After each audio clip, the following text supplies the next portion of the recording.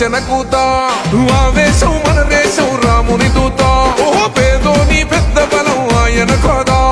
ప్రతి ఒక్కరి